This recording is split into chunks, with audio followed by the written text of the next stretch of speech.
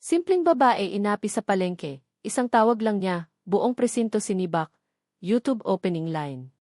Huwag kalimutan mag-like, mag-subscribe, at mag-comment sa video. Simula ng kwento. Maaga pa lang ay gising na si Aling Rosa. Sa maliit niyang barong-barong sa gilid ng riles, maririnig na ang mahinang lagitik ng kalan habang siya'y nag-iinit ng tubig. Hindi marangya ang buhay niya, isang simpleng babae, balo, at may isang anak na lalaki na nag-aaral pa sa pampublikong paaralan. Araw-araw, pare-pareho ang rutina niya. Gigising bago sumikat ang araw. Maghahanda ng kaunting almusal. At pupunta sa palengke para magtinda ng gulay. Hindi siya kilala. Hindi siya mayaman. Wala siyang koneksyon. Isa lang siyang karaniwang babae na gustong mabuhay ng marangal. Ngunit sa araw na iyon, may mangyayaring magpapabago sa lahat. Sa gitna ng palengke. Pagsapit ng 6:00 ng umaga, puno na ng tao ang palengke. May mga nagtitinda ng isda, karne, prutas at gulay. May mga mamimiling nagmamadali, tumatawad at nagtataasan ng boses. Tahimik lang si Aling Rosa sa kanyang pwesto.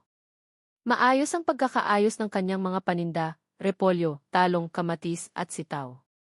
Murang-mura na po, mahina niyang sabi sa bawat dumaraan. May ilan na bumibili. May ilan na tumitingin lang. Hanggang sa may dumating. Isang babaeng naka-makeup, may dalang mamahaling bag, at may kasamang dalawang lalaki na mukhang bodyguard. Kilalang-kilala siya sa palengke. Si Maritz. Asawa ng isang makapangyarihang opisyal sa bayan. Ang unang pang-aapi. Huminto si Maritz sa harap ng pwesto ni Aling Rosa. Tig-ilan to, mataray niyang tanong. 50 po ang kilo, ma'am, magalang na sagot ni Aling Rosa. Ano? 50. Ang mahal, sigaw ni Maritz. Maingat na umiti si Aling Rosa. Pasensya na po, ma'am. Presyo po yan ng palengke ngayon. Biglang kinuha ni Maritz ang isang repolyo at ibinato sa mesa. Sinungaling ka.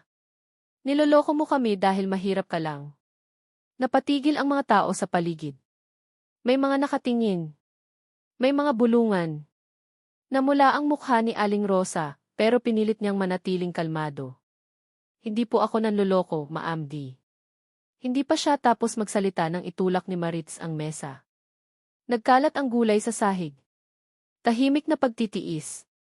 Pulutin mo yan, sigaw ni Maritz. Bayad yan sa kagagahan mo. Nanginginig ang kamay ni Aling Rosa habang pinupulot ang mga gulay. Walang tumutulong. Walang nagsasalita. Takot ang lahat. Dahil alam nila, kapag kumontra ka kay Maritz, pulis ang kalaban mo. May lumapit na gwardiya ng palengke, pero isang tingin lang ni Maritz, umatras na ito. Tatawag ako ng pulis, sigaw ni Maritz. Para maturuan ka ng leksyon. Pagdating ng mga pulis. Hindi nagtagal, dumating ang 2 pulis. Hindi sila nagtanong. Hindi sila nag-imbestiga. Diretso nilang tinuro si Aling Rosa. Ikaw ba ang nanggulo? Tanong ng isang pulis. Hindi po, nanginginig na sagot ni Aling Rosa. Sumasagot ka pa, singhal ng pulis. Sumama ka sa presinto. Napaupo si Aling Rosa sa sahig. Napaiyak siya. Maawa po kayo, may anak po ako. Tumawa si Maritz. Dalhin niyo yan. Para matuto. Isang tawag. Habang hinihila siya ng pulis, may nahulog mula sa bulsa niya. Isang lumang cellphone. Napansin ng isang matandang lalaki sa gilid, isang dating sundalo. Aling Rosa, bulong niya. Gamitin mo yan. Nanginig ang kamay ni Aling Rosa habang pinulot ang cellphone. May isang contact doon. Isang pangalan lang. Kuya Daniel. Pinindot niya ang tawag. Ang hindi inaasahang sagot. Isang beses palang tumunog. Rosa. Isang matatag at seryosong boses ang sumagot. Ano nang nangyari? Hindi na nakapagsalita si Aling Rosa sa iyak. Kuya, nasa palengke po ako, inaapi po nila ako. Tahimik sa kabilang linya. Pagkatapos. Nasaan ka? Malamig na tanong. Simula ng pagbabago. Habang kausap niya sa telepono, napansin ng isang pulis ang pangalan sa screen. Namula ang mukha nito. Sandalit bulong niya sa kasamahan. Ngunit huli na. Sa loob ng 5 minuto, dumating ang 4 na itim na sasakyan. Bumaba ang mga lalaking nakabarong at uniporme. Isa sa kanila ang diretsong lumapit kay Maritz. Ma'am, mahinahon pero mabigat ang boses. Pwede po ba kayong sumama sandali? Nanlaki ang mata ni Maritz. Ano to? Kilala niyo ba kung sino ako? Ngumiti ang lalaki. Po. At mas kilala po namin kung sino ang inaapi ninyo. Simpleng babae inapi sa palengke, isang tawag lang niya, buong presinto sinibak, YouTube opening line. Huwag kalimutan mag-like, mag-subscribe, at mag-comment sa video. Ang biglaang katahimikan. Biglang nanahimik ang buong palengke. Ang kaninang maingay na sigawan, tawaran, at tawanan ay napalitan ng kaba at takot. Lahat ng mata ay nakatuon ngayon sa 4 na itim na sasakyang nakaparada sa gitna ng kalsada. Bumaba ang mga lalaking nakabarong, may dala-dalang folder, at ang ilan ay nakauniporme na may ranggo. Hindi sila mukhang karaniwang opisyal.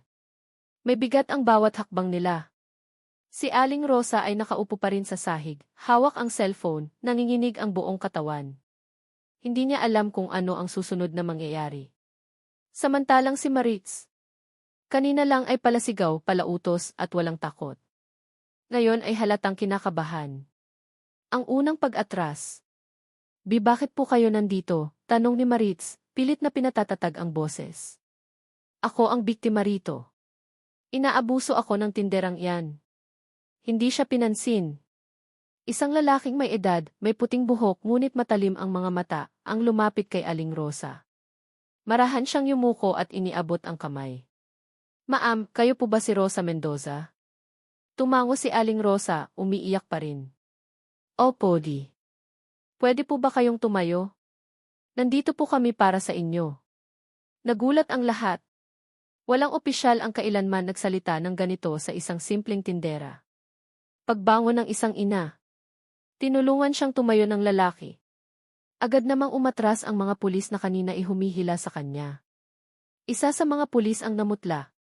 Sir, mahinang sabi nito. Hindi po namin alam na siya pala.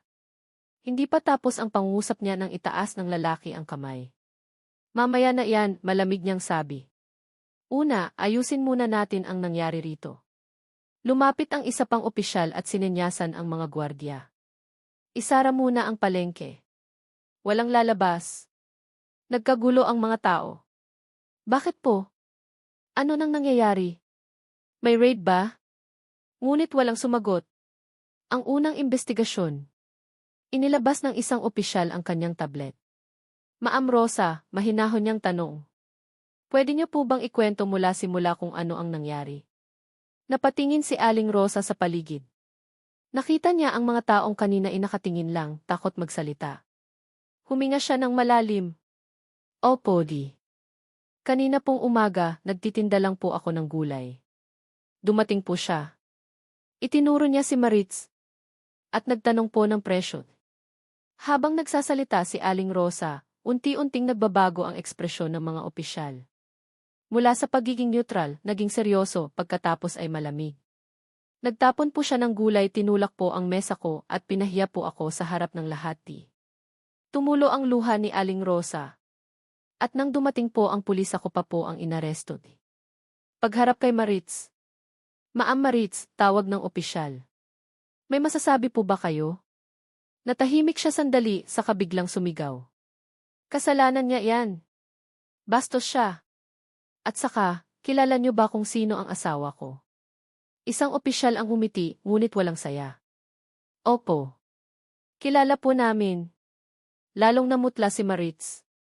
At alam din po namin, dagdag ng opisyal, na hindi po lisensya ang posisyon para mang-api ng kapwa. Ang mga pulis na nanginig. Tinawag ang 2 pulis na unang dumating.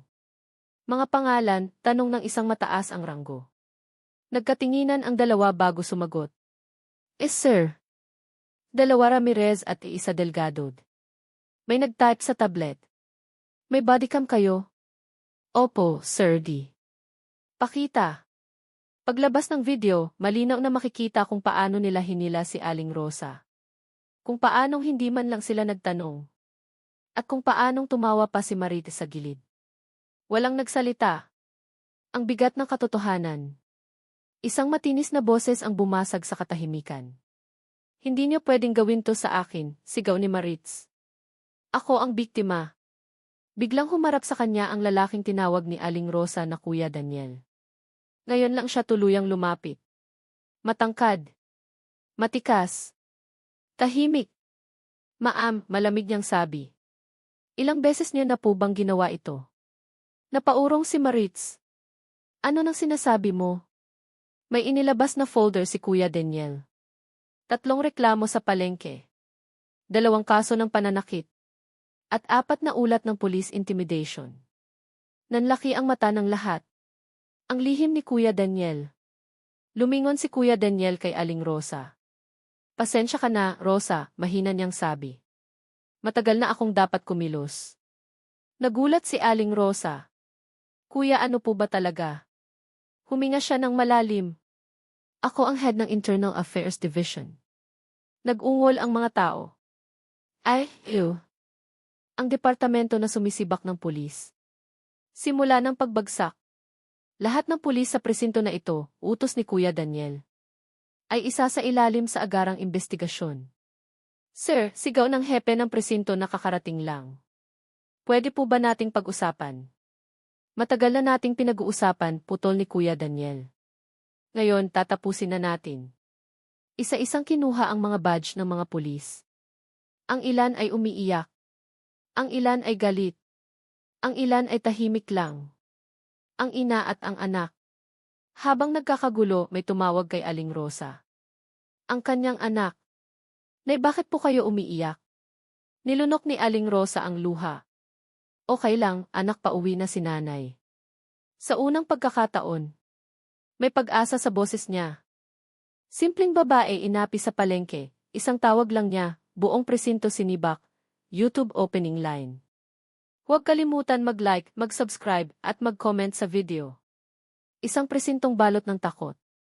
Mula sa labas, mukhang ordinaryo lang ang presinto. May watawat sa harap. May mga upuang kahoy sa lobby. May mga lumang poster ng Key Serve and Protect sa dingding. Ngunit sa loob, parang may bagyong paparating. Isa-isang pinapila ang lahat ng pulis. Walang ranggo. Walang espesyal. Hepe man o bagong recruit. Pantay-pantay silang inaabot ng takot. Si Aling Rosa ay nakaupo sa isang sulok, inalok ng tubig ng isang babaeng opisyal mula sa ali. Ma'am, magpahinga po muna kayo, mahinahon niyang sabi. Tumango si Aling Rosa, ngunit hindi pa rin humuhupa ang kaba sa dibdib niya. Hindi niya akalaing ang isang tawag ay hahantong sa ganito. Ang hepe ng presinto. Pumasok sa silid ang hepe ng presinto. Si Colonel Victor Salazar. Matangkad. Malapad ang balikat. Sana'y masunod. Ngunit ngayon, wala ang dati niyang tapang. Director Daniel, pilit na kalmadong sabi niya. Baka naman pwedeng pag-usapan ito ng pribado. Hindi siya tinignan ni Kuya Daniel. Kolonel, malamig niyang sagot. Ilang reklamo na po ang inakyat sa opisina namin tungkol sa presinto ninyo. Tahimik ang hepe. 5, sagot ni Kuya Daniel mismo. Lahat po, walang aksyon. Mga lumang kasalanan. Isang malaking screen ang binuksan. Lumabas ang mga pangalan. Isang vendor na kinasuhan matapos magreklamo. Isang driver na binugbog sa checkpoint. Isang estudyanteng pinusasan ng walang dahilan. Isa-isa itong ipinakita. Lahat po ng ito, paliwanag ni Kuya Daniel, ay konektado sa iisang bagay, pang-aabuso ng kapangyarihan. Napayuko ang ilang pulis. May mga pamilyado. May mga bagong pasok pa lang. Ngunit walang ligtas. Ang galit ng taong bayan. Sa labas ng presinto, unti-unting nagtitipon ang mga tao. Mga tinderang galit. Mga driver na may dalang placard. Mga nanay na umiiyak. Huwag kaming apiin. Justice. Police din dapat managot. Dumating ang media. May kamera. May mikropono. Sir, tanong ng isang reporter kay Kuya Daniel. Totoo po bang sisibakin ang buong presinto? Huminga siya ng malalim. Kung kinakailangan po, sagot niya. Walang sagrado sa batas. Ang lihim na buhay ni Aling Rosa. Habang nagkakagulo, tinanong ng isang babaeng opisyal si Aling Rosa. Ma'am, gaano na po kayong magkakilala ni Director Daniel? Napangiti si Aling Rosa, mapait ngunit totoo. Matagal na ti. Parang kapatid ko na siya. Ikinuwento niya ang nakaraan. Kung paano siya tinulungan ni Daniel noong mamatay ang asawa niya, isang pulis din, na namatay sa isang misteryosong operasyon. Simula noon, bulong niya. Pinangako niyang hindi niya hahayaang mangyari sa iba ang dinanas ko. Multo ng nakaraan. Biglang tumigil si Kuya Daniel sa pagsasalita. Sa screen, lumabas ang isang pangalan. Manuel Mendoza. Asawa ni Aling Rosa. Ang presinto na ito, mabigat na sabi ni Kuya Daniel, ay sangkot sa pagtatakip sa kaso ng pagkamatay niya. Nagkagulo. Hindi totoo yan, sigaw ng isang pulis. Ngunit may inilabas na dokumento. Ballistics report. Binagong logbook. Peke na pirma. Ang buong presinto ay natahimik. Ang desisyon. Tumayo si Kuya Daniel. Simula sa oras na ito, malinaw niyang anunsyo. Lahat ng pulis sa presinto na ito ay suspendido habang isinasagawa ang malalimang investigasyon.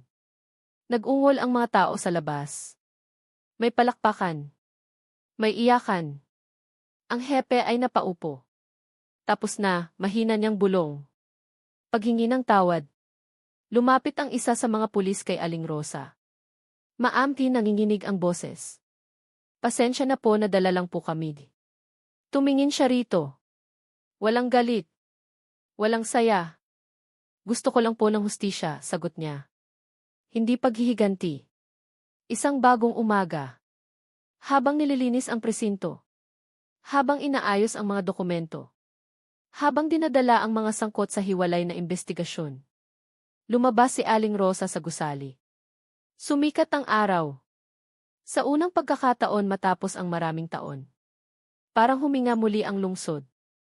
Simpleng babae inapi sa palengke, isang tawag lang niya, buong presinto sinibak, YouTube opening line.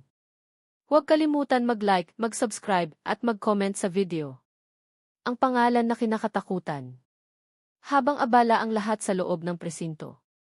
Sa pagkuha ng badge. Sa paglista ng mga pangalan. At sa pag-aresto sa mga sangkot. May isang pangalan ang paulit-ulit na binubulong sa mga sulok. Mayor Roberto Villanueva. Asawa ni Maritz. Isang lalaking matagal nang nakaupo sa pwesto. Isang lalaking may impluwensya sa pulisya, korte at negosyo. Isang lalaking bihirang kinokontra.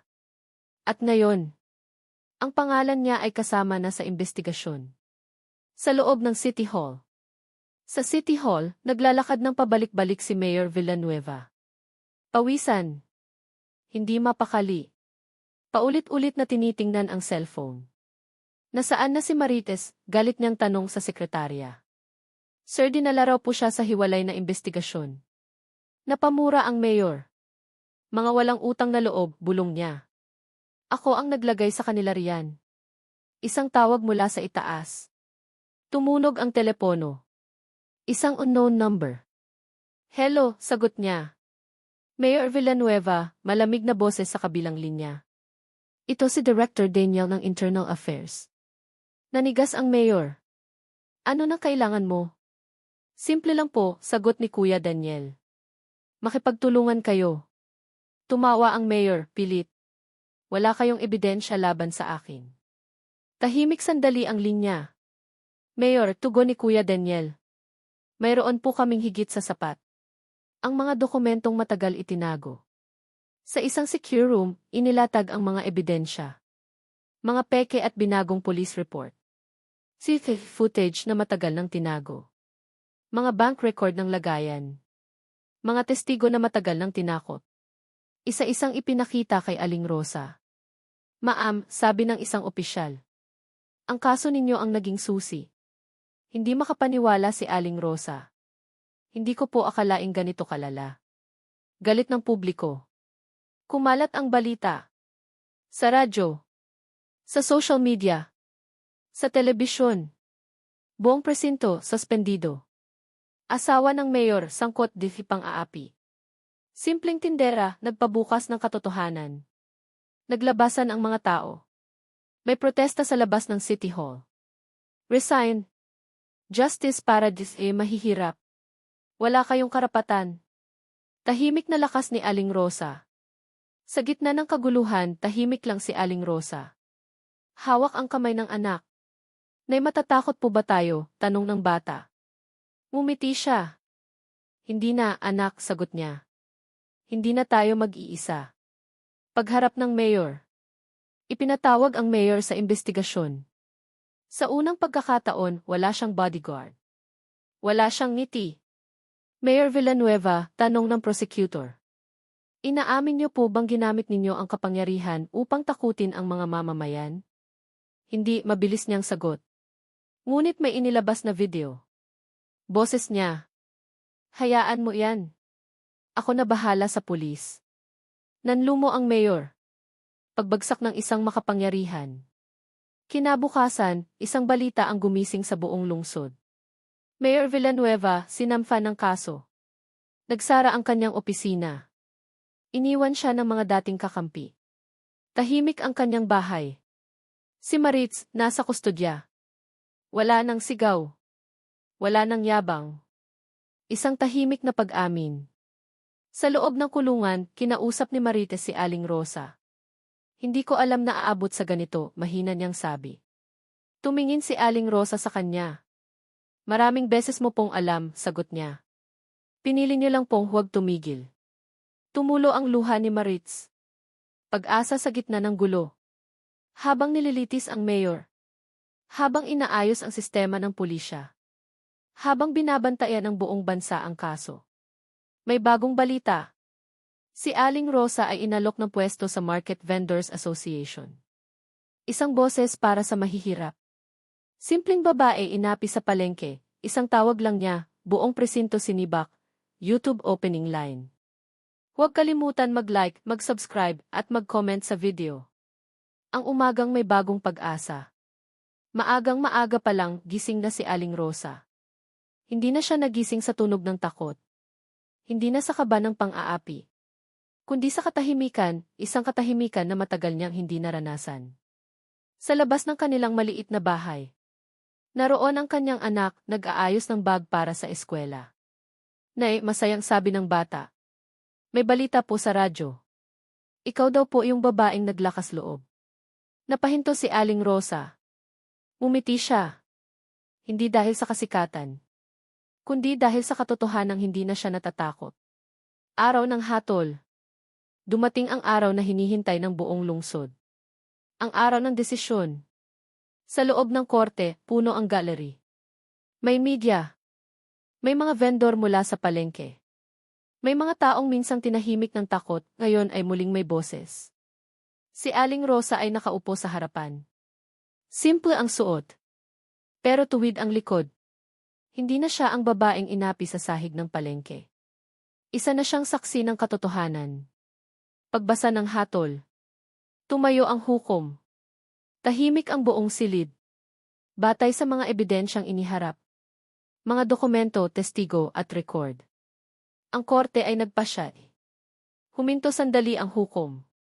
Na ang dating mayor na si Roberto Villanueva ay nagkasala ng grave abuse of authority, obstruction of justice, at corruption. May iyakan. May palakpakan. May napaupo sa ginhawa. Samantala, dagdag ng hukom. Ang buong presinto ay opisyal na dinismanto. At ang mga sangkot ay haharap sa kani-kanilang kaso. Napapikit si Aling Rosa. Tumulo ang luha. Hindi luha ng sakit. Kundi luha ng tagumpay. Ang pagbagsak ng dating makapangyarihan. Si Maritz ay nakaupo sa likuran. Wala na ang mamahaling bag. Wala na ang mataray na tinig. Isang babae na lamang siyang kinain ang sariling yabang. Habang inilalabas siya ng mga bantay. Nagtagpo ang tingin nila ni Aling Rosa. Hindi galit ang nakita niya. Kundi awa. Ang ina at ang pangako. Paglabas ng korte, sinalubong si Aling Rosa ng mga tao. Salamat po. Dahil sa inyo, naglakas loob kami. Kayo ang boses namin. Lumapit ang anak niya. Naipanalo po tayo. Yumuko si Aling Rosa at niyakap siya. Hindi lang tayo, anak, mahina niyang sabi. Marami tayo. Pagbabalik sa palengke. Makalipas ang ilang linggo. Muling nagbukas ang palengke. Ngunit iba na ang itsura nito. May bagong pamunuan. May malinaw na patakaran. May hotline para sa reklamo. At sa gitna ng palengke, nandoon si Aling Rosa. Hindi na sa sahig nakaupo. Hindi na nanginginig. May maliit na karatula sa kanyang pwesto. Lahat may karapatan. Lahat may boses. Isang bagong papel. Lumapit si Kuya Daniel. Tapos na ang laban, Rosa, sabi niya. Umiling si Aling Rosa. Hindi pa, sagot niya. Ngayon pa lang nagsisimula. Tinanggap niya ang alok bilang tagapagsalita ng mga maliliit na negosyante. Hindi politiko. Hindi mayaman. Isang ina na marunong tumayo. Pagbabago sa sistema. Unti-unting nagbago ang takbo ng lungsod. Ang bagong presinto ay binuo mula sa malinis na record. May body cam. May transparency. May takot na. Hindi sa kapangyarihan, kundi sa batas. Ang mga tao ay natutong magsalita. Hindi lahat perpekto. Hindi lahat agad nagbago. Pero may simula. Huling tagpo. Isang hapon habang papalubog ang araw. Nakaupo si Aling Rosa sa labas ng bahay. Tahimik. Payapa. Nasa tabi niya ang anak. Tanong ng bata. Takot ka pa po ba? Napangiti siya. Hindi na, sagot niya. Dahil alam ko na kahit simpleng babae. Kapag may lakas ng loob, kayang baguhin ang mundo. Final message for viewers. Ang kwentong ito ay paalala na ang hustisya ay hindi lang para sa mayayaman. Na ang boses ng mahina ay mailakas. At na minsan, isang tawag lang, isang paninindigan, isang taong ayaw ng manahimik, ang kailangan para gumuho ang bulok na sistema. That's the story.